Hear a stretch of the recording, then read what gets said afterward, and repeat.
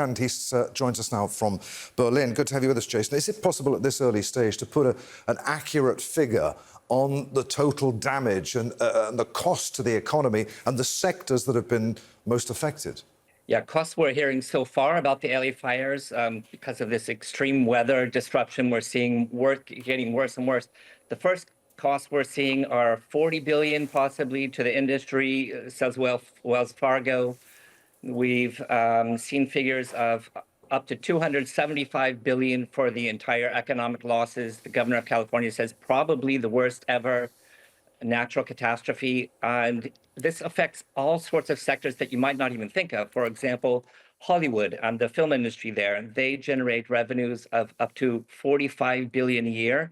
And a lot of the filming, for those of us from Los Angeles, we know a lot of the filming happens around there, up in the hills. We heard about Malibu burning, Beverly Hills.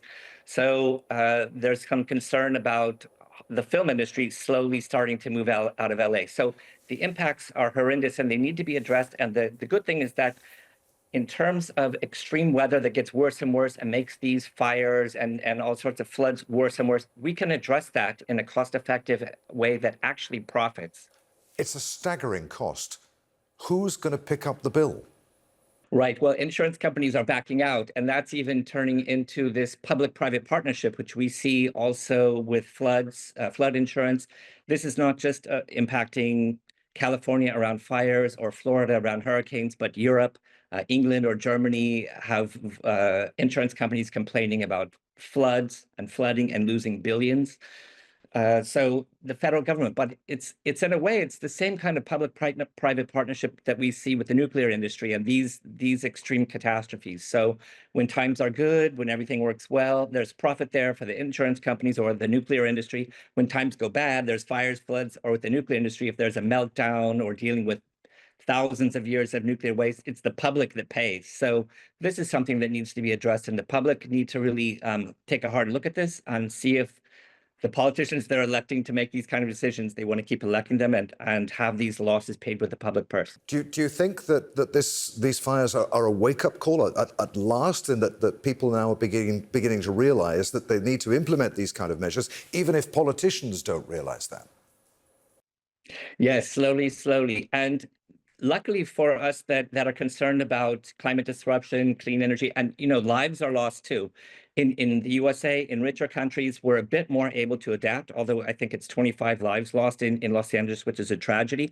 But when these extreme weather events happen, for example, in Africa, they create droughts where it's reported hundreds of thousands or millions are starving to death because of this climate disruption. So people are taking people are getting awake, and especially one thing that's doing is the economics. We see these solar panels getting cheaper and cheaper. Electric cars now, in the last couple of years, are at the point where over the lifespan, they're cheaper.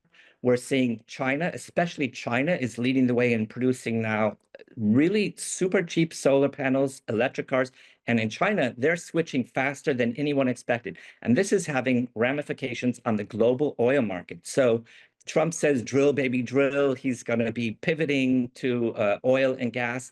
But the oil industry themselves says that they do not predict in coming years rapid gasoline or oil need, because they're looking at China, where there's a massive rollout of electric cars. And the oil company themselves in America, they're predicting that there is no need for massively increasing oil supply in coming years. And they don't see an environment where it makes sense to invest. So Trump himself is going to have to be facing the reality of the clean energy revolution that's just coming.